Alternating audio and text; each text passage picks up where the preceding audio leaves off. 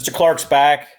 Time to take a look at 18.5 Part 2, the second set of questions dealing with the Nixon presidency.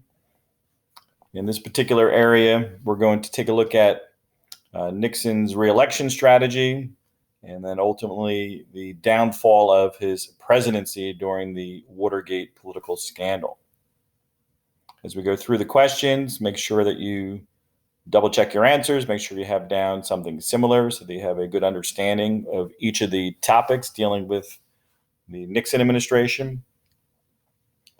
As Nixon attempted to run for the presidency, he decided that he wanted to really campaign significantly in the South.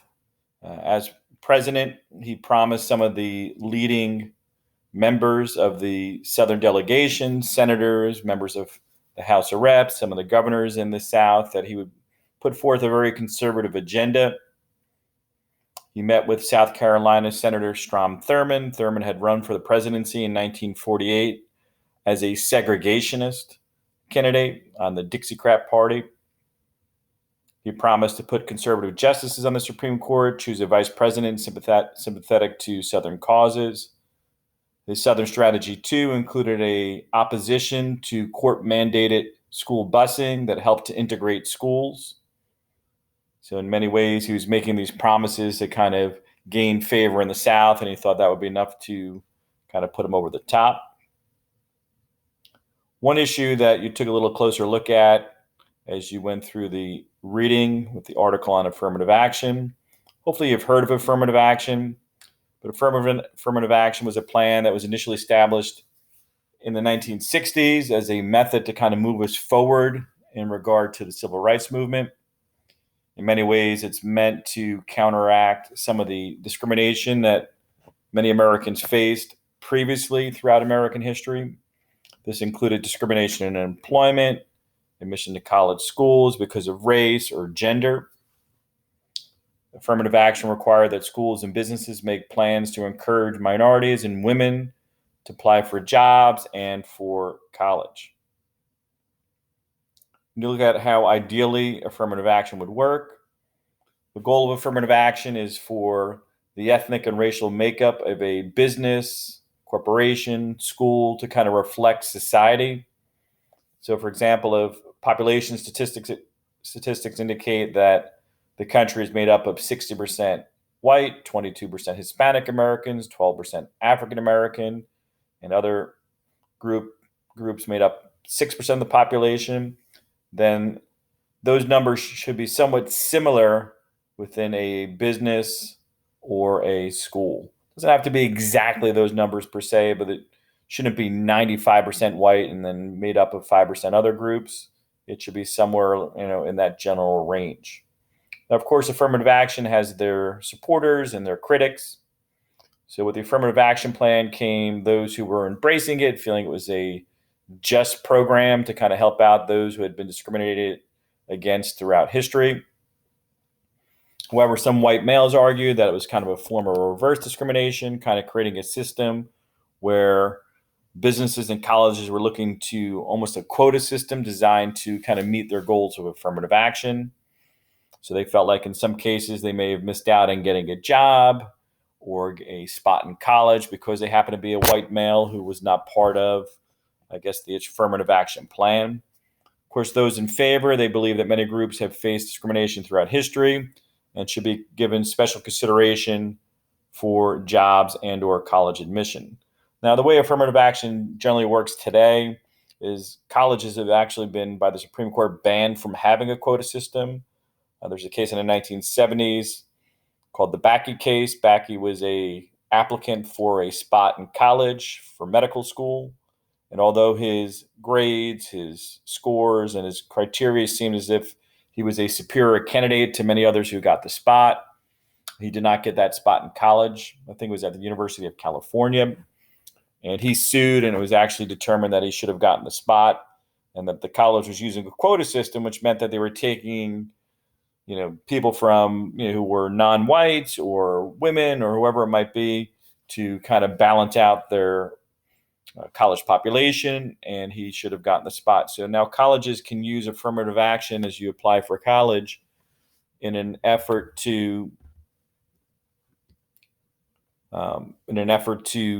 give you kind of like bonus points. Let's say, for example, when you apply to college, you have the opportunity to put on your resume, your application, the clubs that you were involved with, sports, things like that. And another something that you can do too would be in some colleges, let's say you had a parent who went to that college, you might get 5 bonus points for a legacy vote. Or let's say if you're older and you're applying after you served in the military, you get points on your application and it gets scored with some bonus points for being serving in the military. So let's say you're non-white or female, they might give you some, or Native American, they can give you some, points on your application to kind of give you sort of a heads up, or kind of a extra credit for getting into that school. But they can't make that the only determining factor. So if all things are equal, then you might get into a college because you're a military veteran, or your parent might have been in that school, or you might meet one of the criteria for affirmative action. Overall, throughout the past 25 years in recent history, and you should have read through that in the article, affirmative action has had a positive impact. It's been somewhat of a political issue, however. Democrats tend to support it. Republicans tend to oppose it. A good modern-day example of a successful affirmative action plan would be the Rooney Rule. The Rooney family have owned the Pittsburgh Steelers for a long period of time, and in the 1990s, there began to be an outcry that the majority of players in the National Football League were African American, but at the time they had no African American head coaches. So in order to encourage teams to hire African Americans, they don't force anybody to hire an African American candidate as a head coach, but what they do require is that before you hire a new head coach for your football team, you have to at least interview minority candidates before choosing your new head coach. So there have been several African American head coaches who have been very successful and gotten positions as head coaches since the Rooney Rule is implemented. In fact, the Pittsburgh Steelers head coach is an African American who's won the Super Bowl. Tony Dungy, an African American head coach, also won the Super Bowl. So there have been several examples of very successful African American head coaches. In the NFL today, a good number of head coaches in pro football are African American. So it's actually been one of those areas that's been quite successful.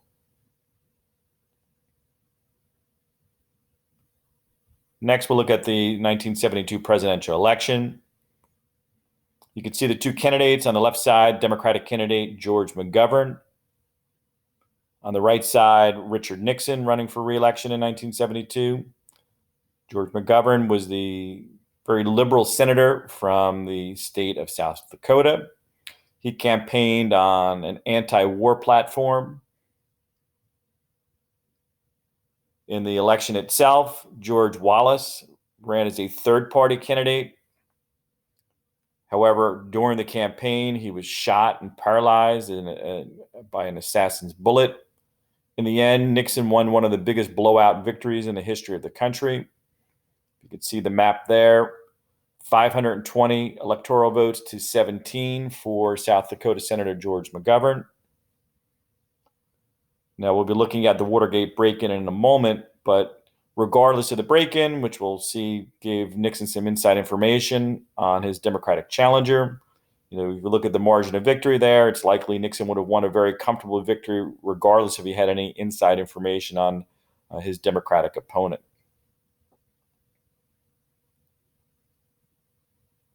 So hopefully you watched the film clip on Watergate, which gave you a little more insight on Watergate, which is the biggest scandal in the history of our country.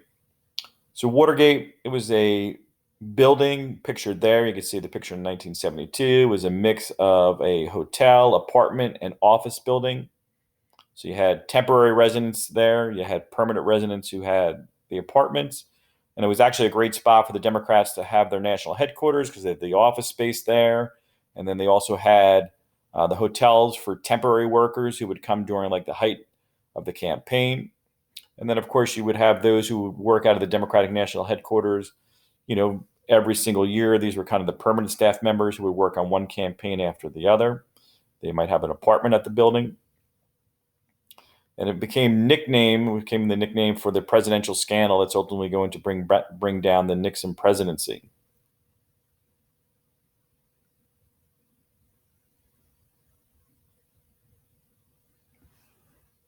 So we'd mentioned previously that President Nixon had a character flaw. He was very paranoid, and in some ways, it was a justifiable paranoia. He had lost two elections in the 1960s. In 1960, he had lost the presidency to John F. Kennedy in a very close election. In 1962, he had lost the position for governor of California. He actually got blown out in that election. And then he became obsessed with winning the presidency in 1968. And even after winning that election, his paranoia led to, getting a little bit out of hand in regard to his reelection campaign in 1972. 5 members tied back to the Nixon administration broke into the Democratic National Headquarters at the Watergate building to obtain sensitive campaign information and to place wiretaps on office telephones. So Nixon's break-in there took place, as you noticed there, in June of 1972, but the full information about the Watergate break-in was not known until after the election had already been held. I would suspect that in contemporary American society, that maybe with so many more outlets for the press and things like that, you would have a situation where the election probably, Nixon might have been forced not to run for a re-election in 1972, and the information might have come out a little more quickly. Nixon, some of the people who worked to kind of keep Nixon's presidency on lockdown were called the plumbers. It was Nixon's most loyal staff members. They were actually tasked with literally plugging leaks to kind of keep a lockdown on Nixon's White House. You might hear in contemporary times, there's always leaks coming out of President Trump's White House, and you hear about behind the scenes stories and things like that. In the case of Nixon, he wanted to prevent that from happening. And so he had his plumbers who would kind of keep an eye on his own staff members to make sure no leaks were getting out to the press. They were all part of a broader or bigger group of Nixon loyalists. They were part of CREEP, CRP, Committee to Re-elect the President. You can see pictured here a number of his top loyalists. One of the things that the Committee to Re-elect the President did is they helped Nixon to compile a enemies list. A enemies list for Nixon was a list of media or politicians who he considered to be disloyal or a threat to his presidency. Because of the paranoia that he was working on this list almost with an obsession. Also, too, to make sure that he knew exactly what was being said to him at all times. In his Oval Office, he had a recording device so that anytime he had a meeting, he was actually recording and would have a transcript of the conversations ongoing in the Oval Office. That's something that he believed would help him out, but in the end, we're going to see later on, that's going to be one of the reasons for his ultimate downfall. Now, when you think about Nixon's enemy list, is this something unique just to Nixon? Of course not. Most modern presidents have certain groups, maybe not to the obsession of Nixon, that they feel are disloyal or not necessarily in favor of their presidency. And in the case of President Obama, obviously Fox News was an organization that was less favorable to the Obama presidency than might be the rest of the media outlets. So he was not interviewed on Fox News and really did not deal with Fox News as frequently as he did other news organizations. In the case of President Trump, he's very distrusting the media. He came up with a term that you're all too familiar with, fake news. He dislikes CNN and MSNBC in particular. You can even probably hear in his contemporary press briefings on the ongoing issues with the pandemic, often very contentious press conferences with the media today. Once the Watergate break-in became known, Nixon immediately denied any knowledge. He was very dismissive.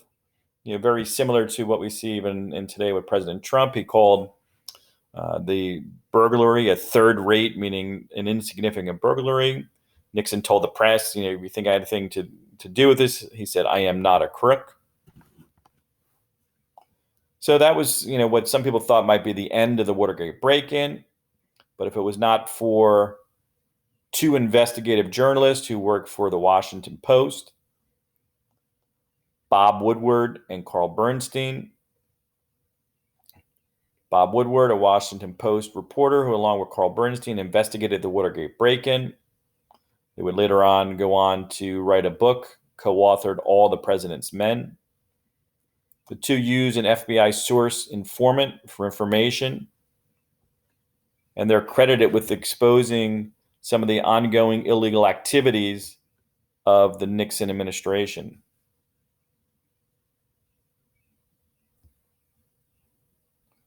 Woodward continues to investigate and write about modern presidents, recently writing books on President Bush. I had a technical difficulty there with the screen. Sorry about that. President Bush and President Obama, one's a Republican, one's a Democrat. So the point being is that these investigative journalists are not politically motivated. They just try and get to the truth. To make Nixon's trouble even worse, his vice president, Spiro Agnew, he had to resign in the fall of 1973, unrelated to anything with the Watergate scandal. They had found out as the governor of Maryland, he had taken bribes. You can see Vice President Agnew there on the Time magazine cover as well. Who became the new vice president? According to the 25th Amendment, President Nixon had the right to appoint a new vice president. Then the Senate needed to confirm the appointment. The Republican leader of the House of Representatives at the time was Gerald Ford from Michigan, pictured there to the left of Nixon in the photograph, and he was sworn in as the new vice president on December 6, 1973.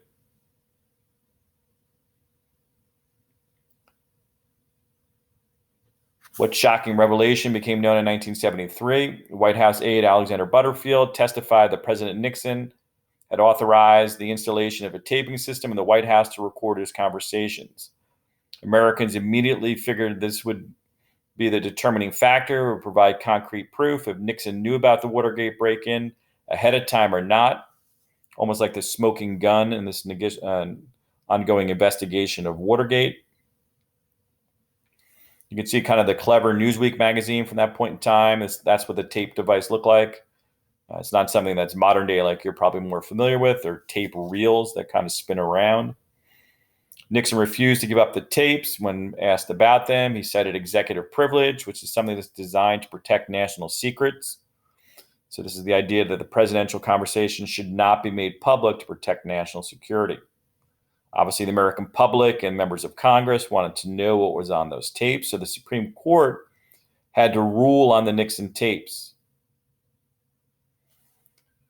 The Chief Justice of the Supreme Court at the time, Warren Burger, he said the very integrity of the judicial system and public confidence in the system depend on full disclosure of all the facts within the framework of the rules of evidence.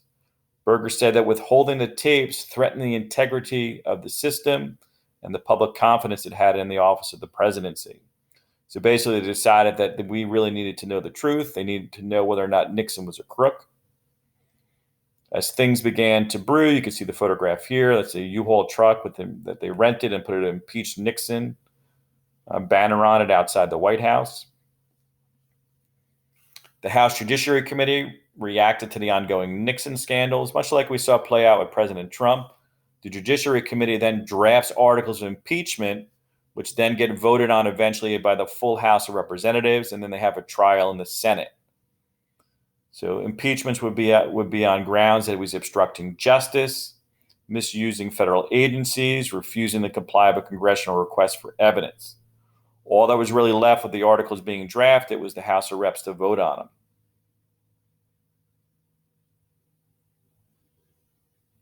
What did the unedited tapes reveal about Nixon? It said that on June 23rd, 1972, less than a week after the Watergate burglary, Nixon had ordered the CIA to stop the FBI's investigation of the break-in.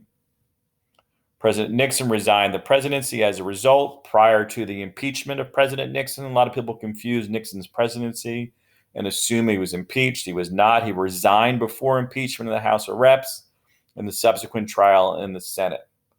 Gerald Ford becomes a trivia question in the history of our country. Because Ford was not elected vice president with Nixon, he had taken over by appointment after the resignation of Spiro Agnew. Gerald Ford is the only person in the history of the United States of America to have never been elected vice president or president, but to have actually served as president of the United States. So kind of a little trivial note in the history. Once sworn in, what did President Ford say to the American public? He said, "Our long national nightmare is over." And as you can see here, Nixon on the left saying goodbye to the American public and the press. Nixon quits. Nixon actually took a final flyover over the White House after he resigned the presidency, and that was recorded by the media. Now, despite the scandal of Watergate, there were some positive outcomes of the actual scandal itself. It proved the American system of checks and balances worked. The corrupt president was removed from office. Congress and the Supreme Court checked the executive branch, and it proved that no one person is above the law, even the president of the United States of America. Hopefully you enjoyed the second half of the Nixon administration. Until next time, Mr. Clark is out.